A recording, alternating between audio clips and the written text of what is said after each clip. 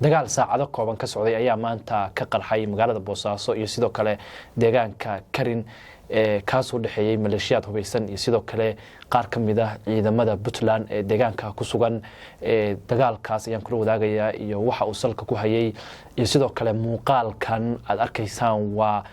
caruurtii iyo sidoo kale haweenkii kooxda Daesh oo ay ciidamada difaaca Puntland la sheegay inay qabteen iyagana waa kula wadaagayaa balse waxaan ka codsanayaa marka hore in YouTube-ka ku soo dhawaato subscribe dhahda muuqaalka laga saarto kambalelkana furato si ay ku soo garanin warbixinada maalinlaha ah ee ku saabsan deegaanada Puntland iyo sidoo kale deegaanada Soomaalida oo aan halkan ku baahino. haddii aan ku bilaabo dagaal kooban ayaa maanta ka qarxay deegaanka Karin haddii aan ku bilaabo dagaal kooban ayaa maanta ka qarxay inta u dhaxaysa deegaanka Karin iyo sidoo kale Boosaaso kaas u dhaxeeyay ciidamo ka tirsan Puntland iyo sidoo kale maleeshiyaad hubeysan dagaalka ayaa la sheegay inuu salka ku hayay arrimo la xiriira qaadka oo maalmahan Puntland ka taagnaa waxa la sheegay in la isku hayo laba qaad oo la kala dhaho Mirooga iyo sidoo kale mid la dhaho Macisi labada qaad ayaa ka kala yimaada dalalka Itoobiya iyo sidoo kale dalka Kenya qaadka macda ayaa la sheegay oo ganacsato reer Boosaaso ay leeyihiin in uu ka yimaado dalka Kenya qaadka macda weeye oo ka yimaada dalka Kenya isla markaasna ka soo dega magaalada Boosaaso ayaa asbuucyadii ugu dambeysay lagu xayiray magaalada Boosaaso kaas oo lahaayeen ganacsato reer Puntland oo magaalada Boosaaso degan halka qaadka kale oo Mirooga oo iyaguna ay leeyihiin ganacsato reer Puntland ah ayaa la sheegay oo ka soo dega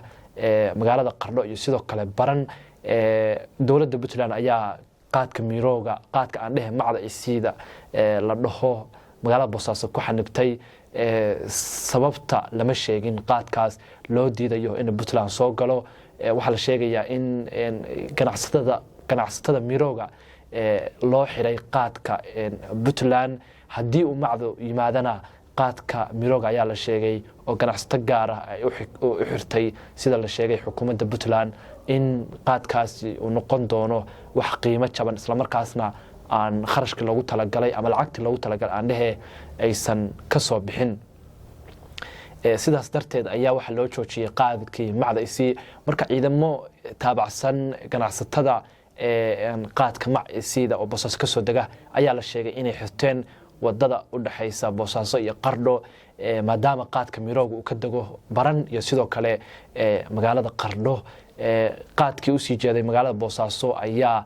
halkaas ciidamo u galeen isla markaasna rasaas ayay ku fureen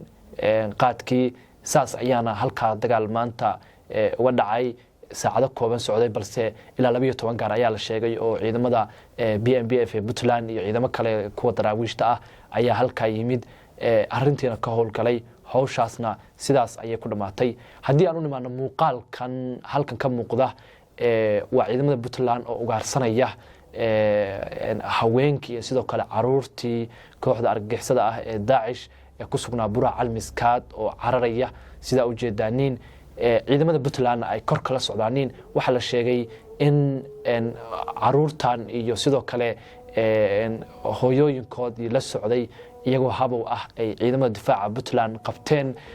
isla markaasna la hayo kooxda Daesh ayaa caruur waaweyn oo ilaa iyo 8 jir ah ku dhashay ama ay ugu dhasheen Bura Calmiskaad ee gobolka Bari ee Puntland taas oo ka dhigan in muddo ay kooxda Daesh halkaas deganayeen caruur badanna ay halkaas ay ku dhaleen balse hadda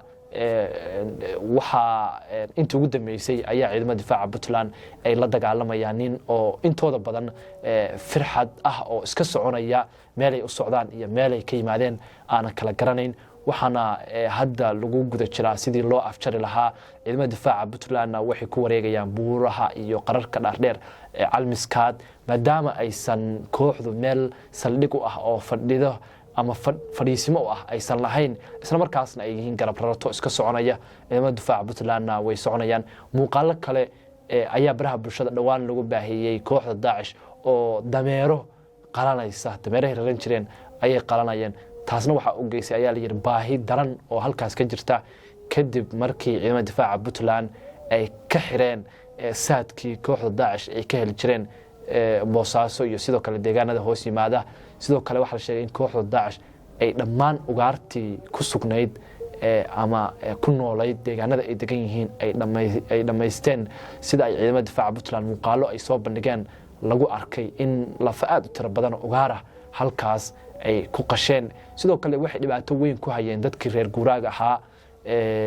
balse markuu dagaalku bilaabmay ayay gebi ahaanba dadkii reer guuraaga ahaa ee deegaanada degnaa ay halkaas ka soo guureen